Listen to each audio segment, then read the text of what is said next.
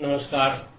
CBSE affiliation process, अगर आपने school setup किया है या करने जा रहे हैं तो ये एक बड़ा इशू रहता है, क्योंकि जब तक आप किसी बोर्ड से एफिलिएट नहीं हो जाते तब तक वो महज एक बिल्डिंग है, वो स्कूल नहीं है।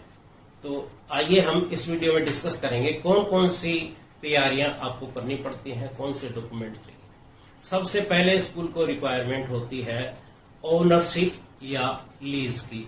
लैंड या तो आपकी अपनी होनी चाहिए या आपके पास कम से कम 15 साल के लिए लीज पर होनी चाहिए।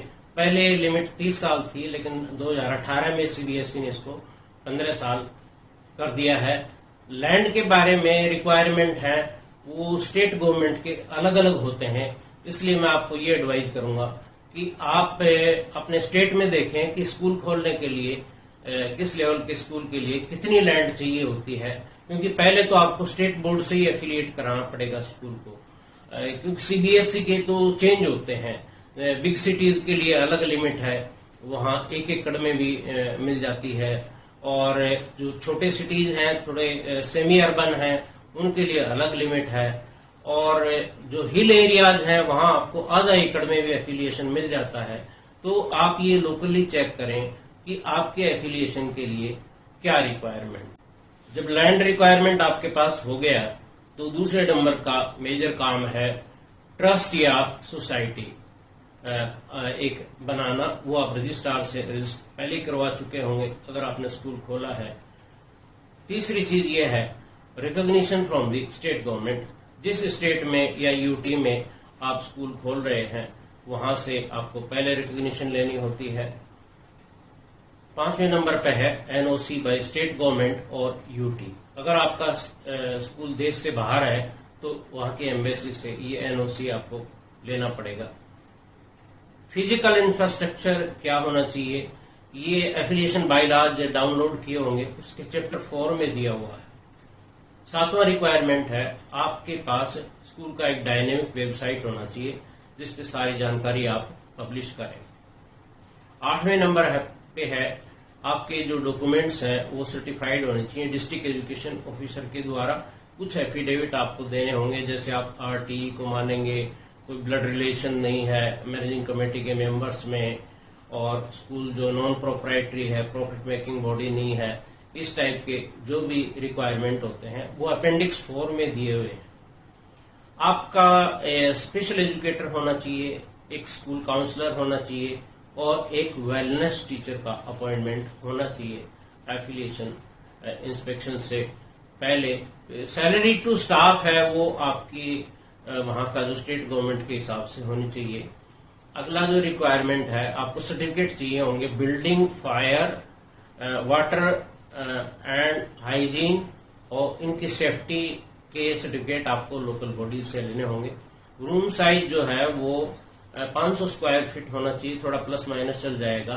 लैब थोड़ी बड़ी चाहिए आपको, उसका साइज है वो 600 स्क्वायर फीट होना चाहिए। कंप्यूटर लैब के अंदर कम से कम 20 कंप्यूटर होने चाहिए।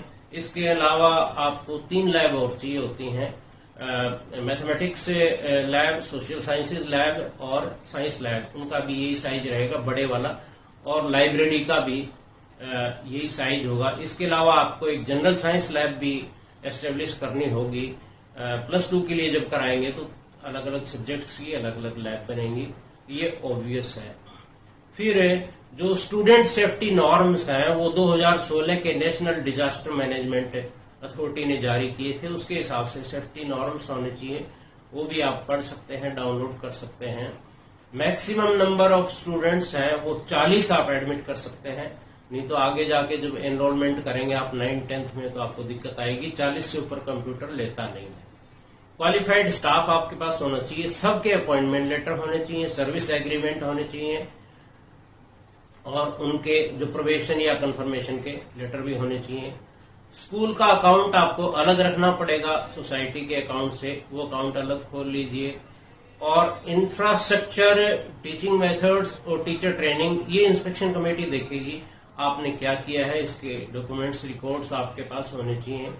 स्कूल रिकॉर्ड जैसे एडमिशन विड्रॉल रजिस्टर है, विजिटर रजिस्टर है, ये सब आपके पास होने चाहिए। रैंप होना चाहिए फिजिकली डिसेबल्ड के लिए, टॉयलेट्स इन्हीं बच्चों के लिए स्पेशल, और जो फिजिकली इम्पेयर्ड बच्चे होते हैं इनके लिए जो भी अरेंजमेंट है वो आपको करना होगा। इसके अलावा जो एफिलिएशन फीस है ऑनलाइन आपको जमा करानी पड़ेगी, वो है 50,000 रुपए या 1.5 लाख रुपए। तो ये डिपेंड करता है कि किस टाइप का एफिलिएशन आप कराना चाहते हैं, और ये स्टूडेंट्स की स्ट्रेंथ पे भी डिपेंड करता है। तो ये आप देखना, इतना अगर जब आपके पास हो जाए तो आप जो फ्रेश एफिलिएशन के लिए लिंक होता है सीबीएसई वेबसाइट के ऊपर, उसमें आप अप्लाई कर दें। वहां पर कुछ डिटेल भी आपसे मांगे जाते हैं, जैसे कमरे कितने हैं, special activity room, music art कितने हैं, बॉयज के लिए टॉयलेट कितने हैं, गर्ल्स के लिए कितने हैं, स्टाफ रूम क्या है, प्लेग्राउंड का साइज क्या है। वो छोटे छोटे फील्ड होते हैं, वो आपको एंटर करके सेव करते जाइए, और लास्ट में जब आप फीस जमा कराएं, और एक एफडी आपको बनवानी पड़ेगी रिजर्व फंड की, जो एफडी सीबीएसई सेक्रेटरी के नाम से, और वो रहेगी आपके पास ही। आप उसकी जो स्कैन कॉपी है वो सबमिट करेंगे, और इसके बाद 1 जनवरी से 31 मार्च के बीच आप अप्लाई कर दें, और फिर आपका स्टेटस भी ऑनलाइन ही आपको दिखता रहेगा। जैसे प्रोसेस कर रहे हैं, आपकी इंस्पेक्शन कमेटी अपॉइंट हो गई है, और इंस्पेक्शन कमेटी ने रिपोर्ट दे दी है, अंडर कंसीडरेशन है, इस टाइप के वो डिस्प्ले होते रहेंगे। उसमें आप आगे बढ़ सकते हैं। मुझे उम्मीद है आपको ये चीजें क्लियर हो गई होंगी।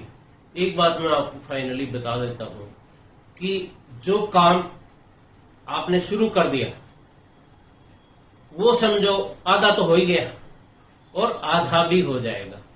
इसलिए अगर आपके पास कुछ चीजें नहीं भी हैं, क्योंकि देखिए बाय द बुक आइडियली किसी के पास भी नहीं है, तो आप शुरू कर दें बस। मेरी तरफ से शुभकामनाएं।